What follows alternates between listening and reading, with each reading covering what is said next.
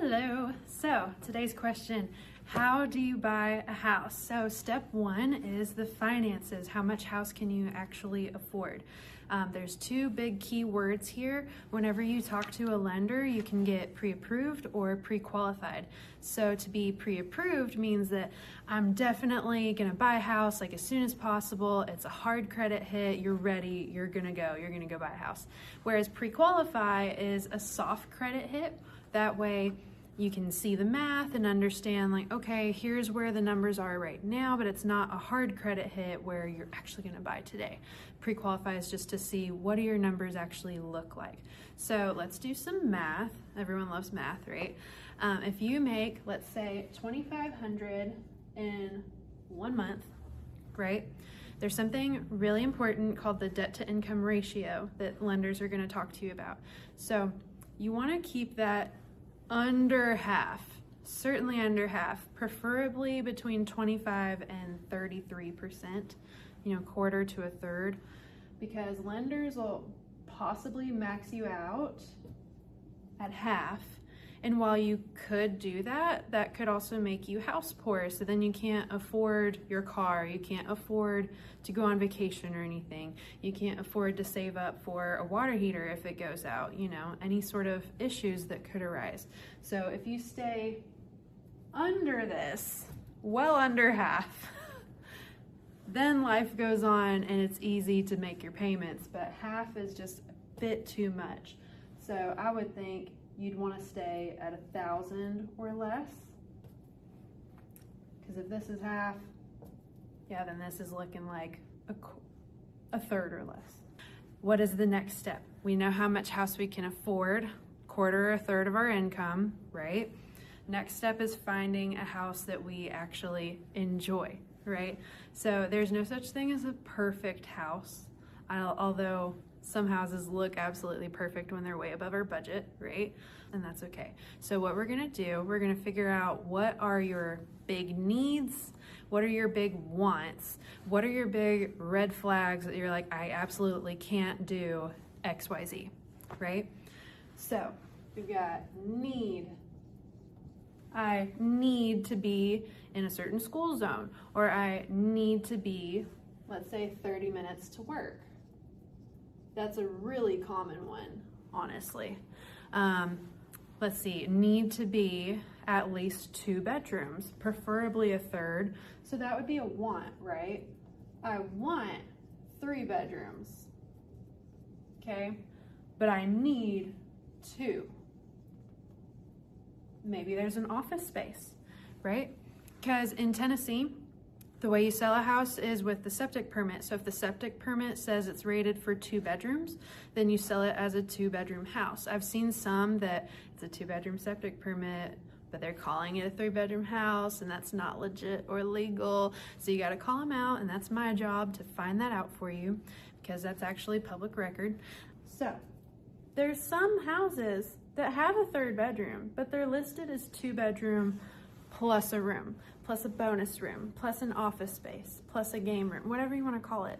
And in other states, I've heard the craziest thing. So in other states, you need a closet to be considered a bedroom, but in Tennessee, that's just not the case. You don't have to have a closet.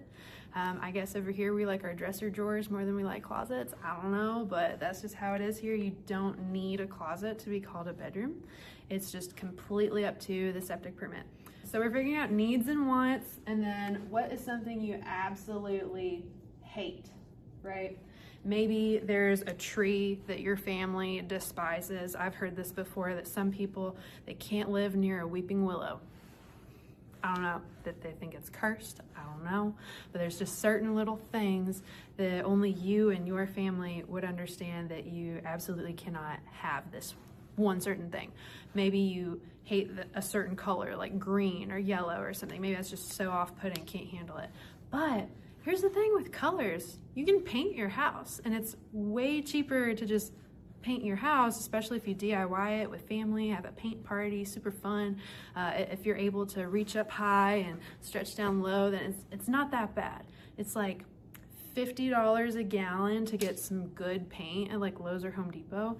I absolutely love painting my house. It's like a slow renovation, and color completely changes the space. So if you have something that's like a really dated color from the 70s, and then you go paint your house a more current, up-to-date color, then that makes your entire house look like it's brand new, and you just used a couple gallons of paint. That's what, $200 and some time. You know, play some music you like.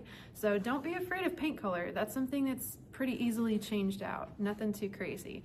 What we do need to worry about that you might not be thinking of is foundation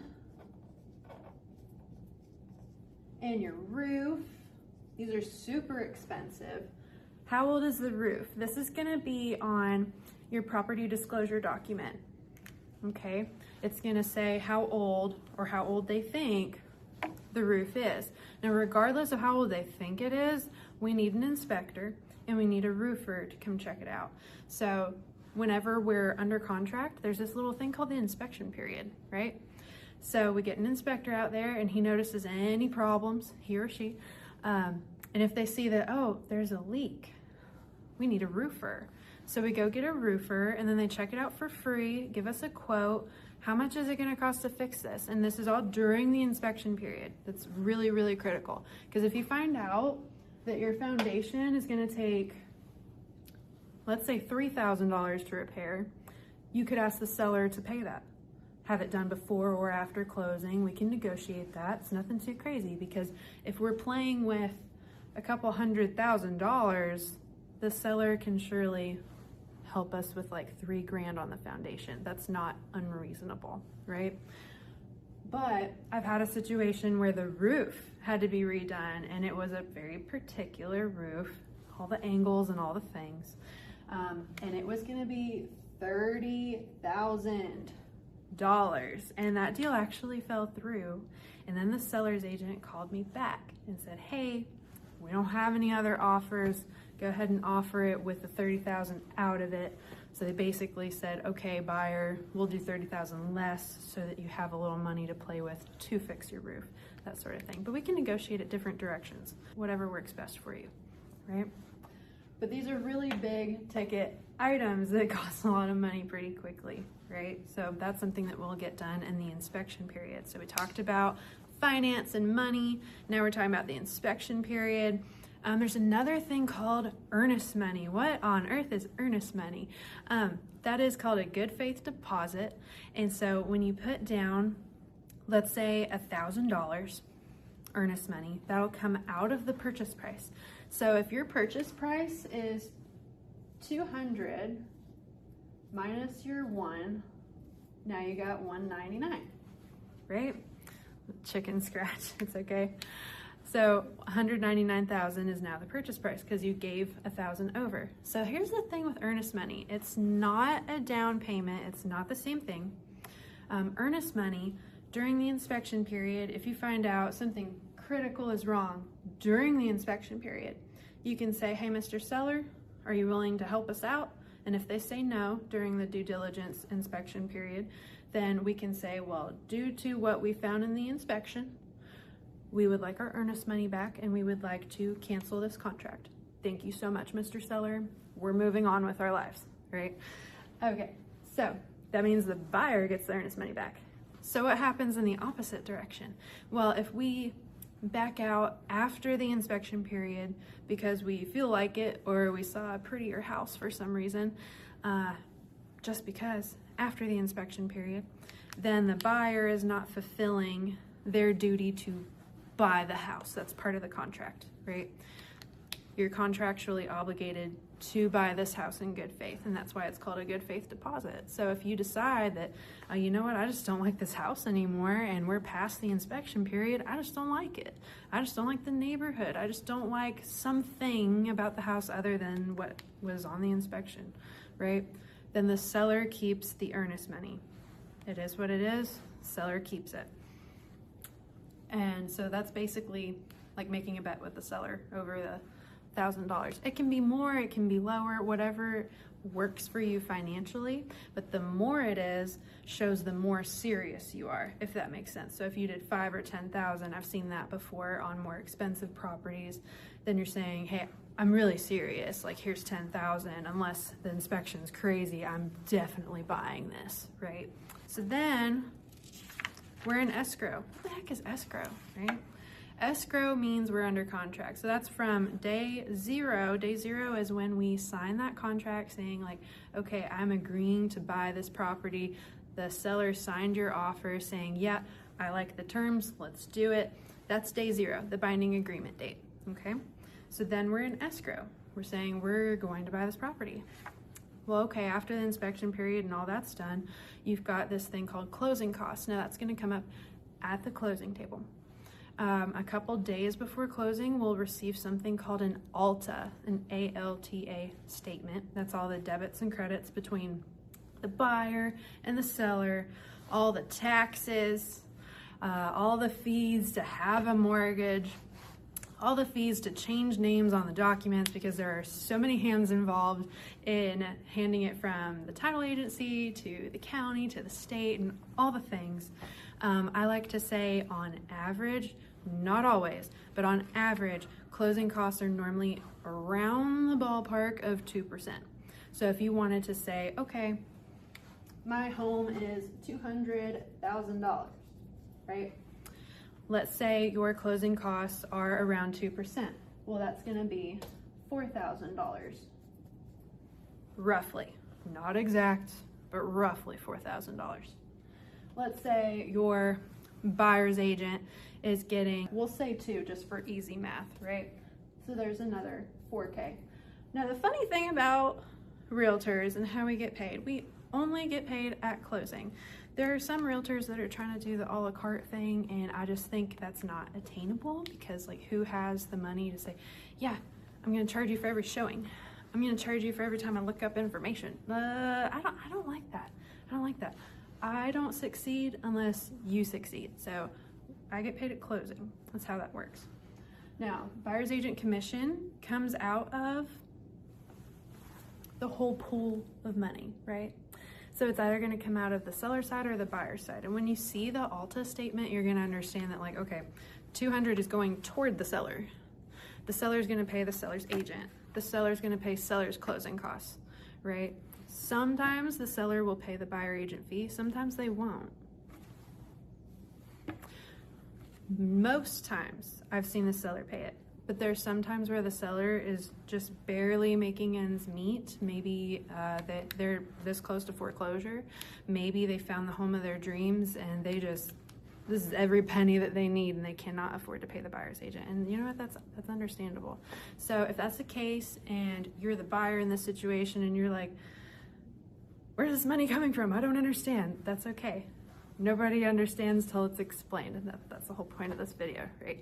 So it'll get factored into the loan just like the closing costs. So normally what'll happen is all those debits and credits will add up. This is a lot shorter than an ALTA statement. And then your loan would actually be $208,000 if you paid your own closing costs and your own buyer's agent. All the mortgage fees, all that. That's approximate, that is not exact. Buyer agent commission is always negotiable. Seller agent commission is always negotiable. That's a huge thing with the NAR settlement that happened in 2024. So there is no set fee. It's always negotiable all the way till the closing table, right? But all that to say, here's how you buy a house. It's not incredibly complicated. Some people make it more complicated than it needs to be, but that's it.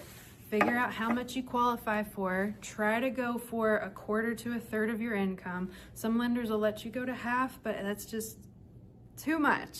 We don't want to be house poor. Don't be house poor. Don't do it, okay? So there's our finances, right? Then we're under contract. We figure out the inspection period, figure out what's wrong with the house, if there is anything wrong. Sometimes there's really clean inspection reports, but the worst ones are normally on the really, really, really old homes where a lot has been hidden. And that's the inspector's job to go find those hidden fun things with the houses. So, finances, inspection, closing costs, And that's it. It's pretty simple. It's nothing too crazy, nothing to be intimidated about. If you do need a lender, comment below or message me, text me, call me, ask me about my local lenders. They're really sweet people. I'll give you their information. They would love to pre-qualify you. It's a super simple process. You just say, okay, this is what I owe on my car, this is my credit card, all that good stuff. So on your debt to income ratio, your car and your credit cards, anything credit related is part of your debt to income ratio, right? That's why we want to keep the house at around 25 to 30 something percent. I don't want you to be house poor.